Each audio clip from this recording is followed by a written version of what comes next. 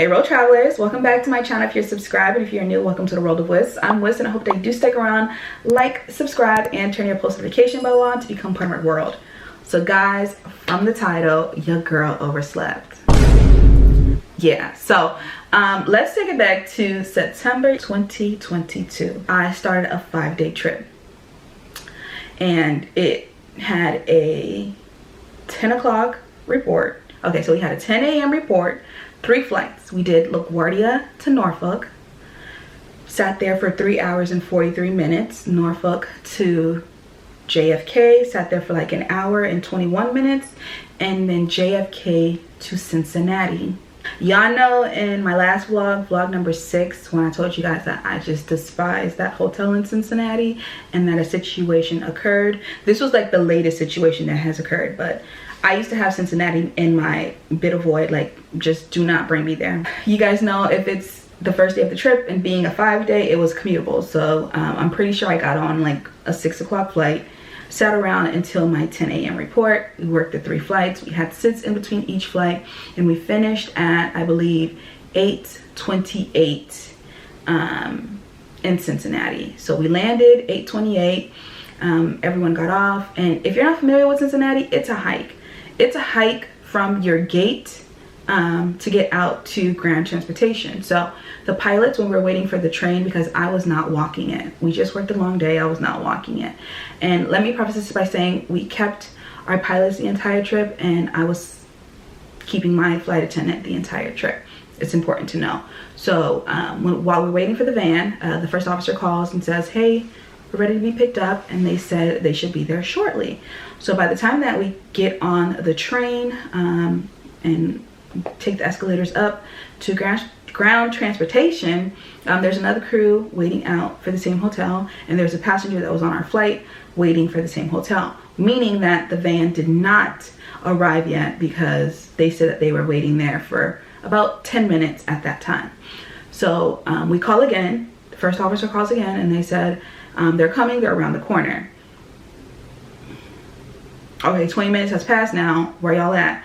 So I believe another 5 minutes come, because around the corner to me is, okay, you cut in that corner and you're around the corner to come and get us.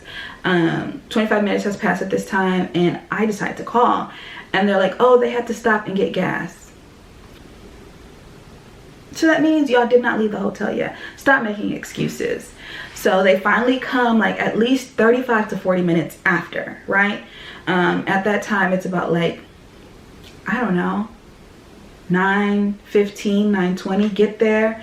And our report time for the next day, which would be day 2 of the trip, was 7:51. Now, like I said, it's quite the journey to get from gate to hotel and vice versa, hotel to gate.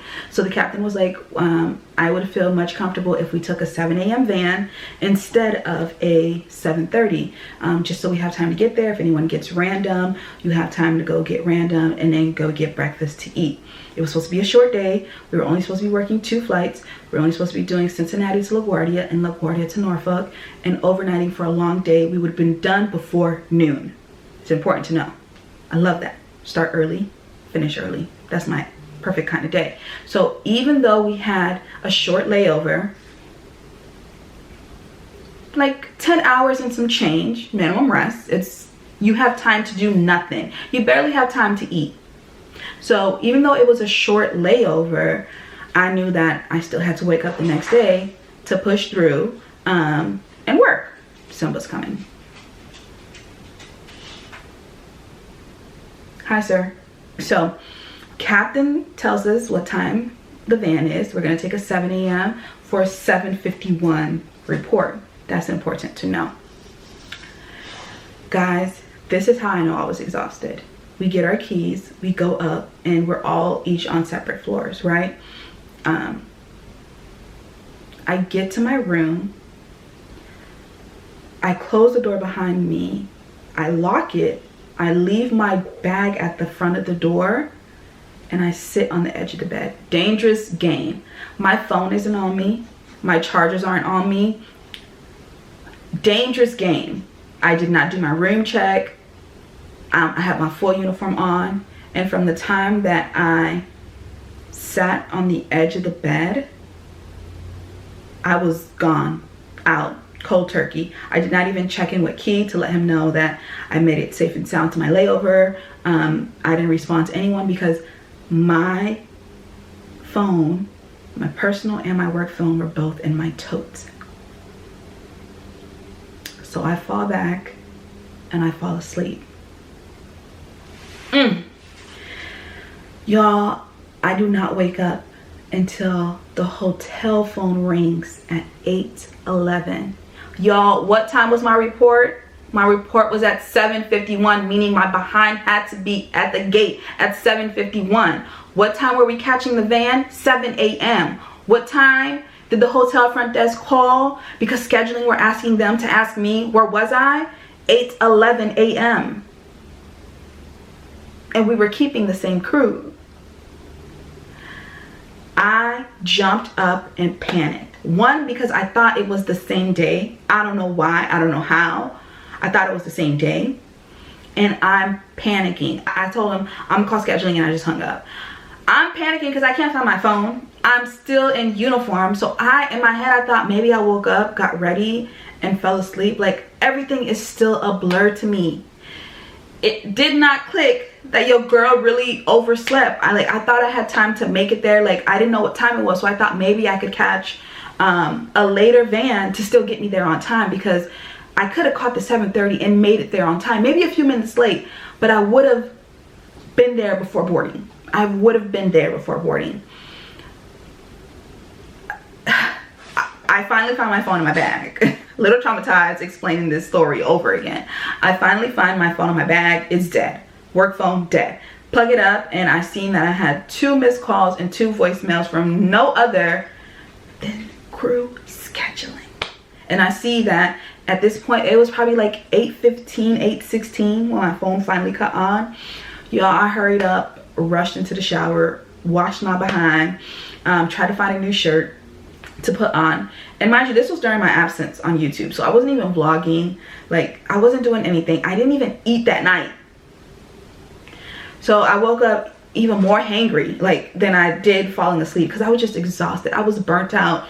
The summer flying had worn me out. We had jumped into September, and then it just never slowed down. It just never slowed down. I was only having maybe a couple days in between trips, and it just was not enough time to decompress.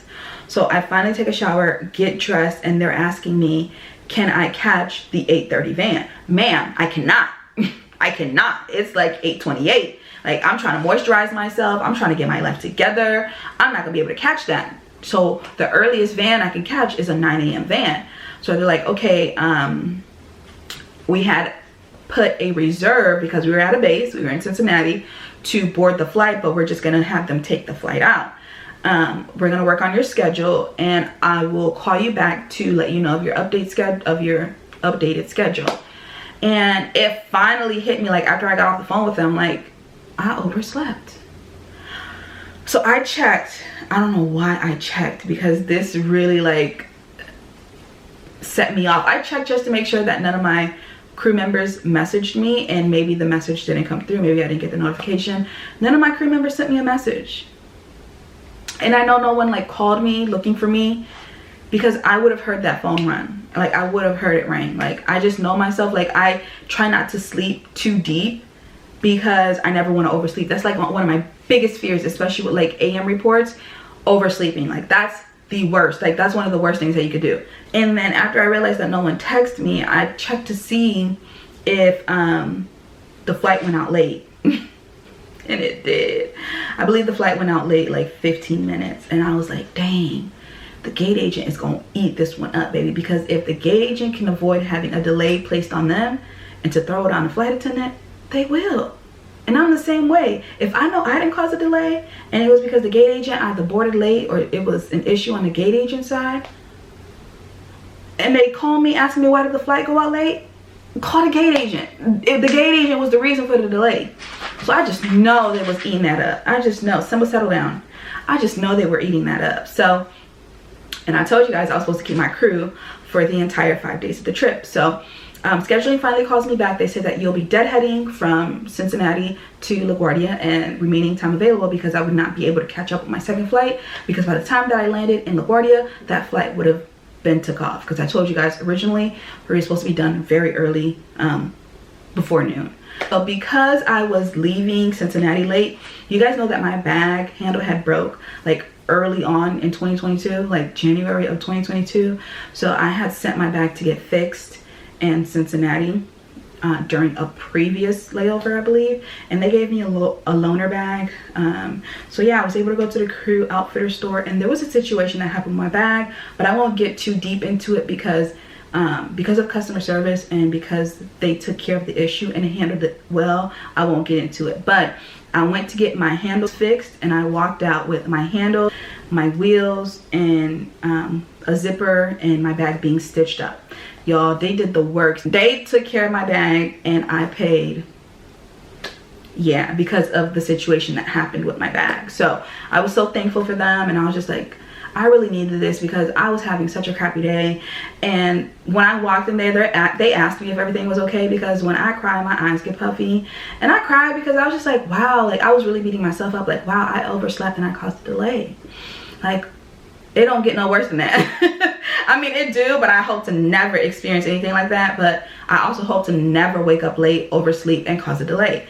Like, and I just knew that I was gonna have a meeting waiting for me. So I get my bag, I thank them, I go to the gate to check in, and they're like, we can't find your record locator, can't assign you a seat. So I had to call scheduling. Scheduling had to create a new record locator for me, and then I was able to get the last seat, last row, no window.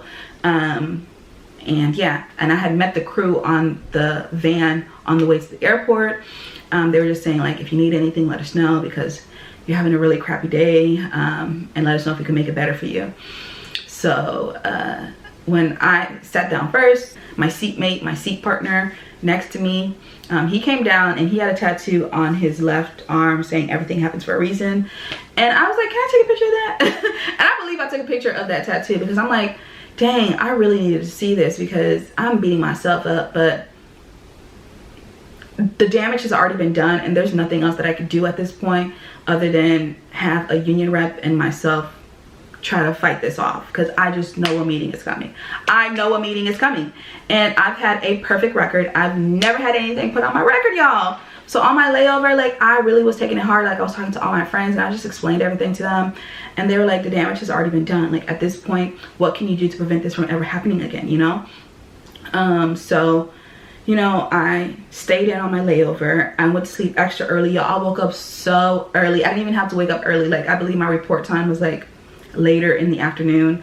I woke up early, went down for breakfast. Like, I just stayed up, got ready, went down like 15 minutes early for the van, and I just waited for the van because I was just traumatized, and I had to go meet up with the rest of my crew. And I thought that, let me also say that I'm not blaming my crew, because it was my responsibility to make sure that I woke up on time, to make sure that I was downstairs, and to make sure that I was on the van, and to get me to the airport, to be at the gate on time. It was no one else's responsibility but mine. But let me also say that I being Whistling, being myself, I would have never left a crew without at least checking up on them. Like, I had to leave pilots behind and flight attendants behind and just be like, hey, catch an Uber if you can, or hey, catch the next van. I'm gonna try to pre-flight and cover for you as much as possible, you know. And I have woken up late before, but I've never caused a delay. I've either gotten to the airport before my crew or like right after my crew, but it was right before like our report time or right before we needed to board. So I've never like gone to the extreme of waking up late late and just not being present to work the flight. Like, that's why I took it so hard, because I'm like, dang, I really folded. Like, I really took a major L. So when I finally met up with my crew, like, it was so awkward. Like, no one was like, hey, are you okay? Like, you're good? Like, it's great to have you back. No one really said anything, and I was just like, yep, y'all threw me under the bus, and y'all probably feel bad because y'all did not check up on me. Like, there was no time for me to go out and do anything. Like, y'all guilt conscious it's it's tearing y'all up. It's tearing y'all up. So yeah, I had to work the 3rd, 4th, and 5th day with them, and it was just awkward. I just really felt some type of way. After that trip, when I got home, I literally had a letter waiting for me. I had a letter waiting for me because I had a meeting and I had to find a union rep, and I was just, you know, explaining to them the situation, and they were like, this is gonna be this is one, this is a serious one, because, you know, if you had not caused a delay and if the flight would have went out on time, you know, we probably could have took care of it. But y'all, we went to the meeting and I was not expecting to get a strike. I got a strike, and that was like my first offense on my record. Like, I've never gotten in, I've probably gotten like a coaching before because of something very small, but I've never gotten in trouble at work. Like, this is my first offense, and I just really took that hard. Like, I was emotional about it because I'm like, dang, like, this is gonna mess up something that I was looking forward to doing. Like, this actually messed up 2 things that I was looking forward to doing, because you have to have a clean record, and because I don't have a clean record, I cannot do these 2 things. And I was just like, it's gonna take a whole year, you know, and these are the consequences to my actions. Like, I'm mad, I'm just so annoyed, like, and I just beat myself up hard for it. And now I just make sure that no matter how tired I am, I be putting my alarm on, like, the moment I know when our report time is for the next day. Like, I'm like, you're not gonna catch me slipping. I'm putting on 2 or 3 alarms on this phone, 1 or 2 alarms on this phone. Like, I'm not slipping. Like, I'm on my toes. Like, what? No, because I'm already at 1 offense, and it's 1, 2, 3, you out. Like, I don't need no more issues. You feel like you're walking on eggshells just to make sure that all your I's are dotted and all your T's are crossed. So this is something that I'm still dealing with, you know. I just want you guys to learn from me. Just always set your alarm early. Maybe put in a wake-up call. Don't expect that your crew is just gonna have your back and do a welfare check on you, because they may not. And like I said, it was not their responsibility to wake me up on time, but I would have thought and hoped that they would have looked out for me and be like, make sure you're good, get here as soon as you can.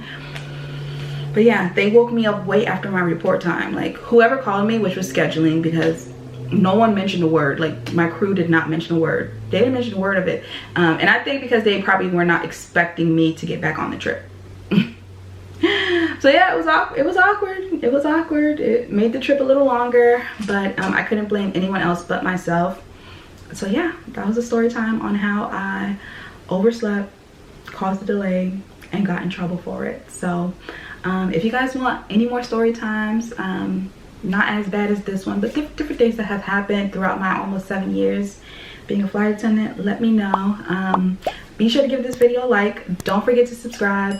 Don't forget to turn your post notification bell on. We're gonna comment the sleeping emoji.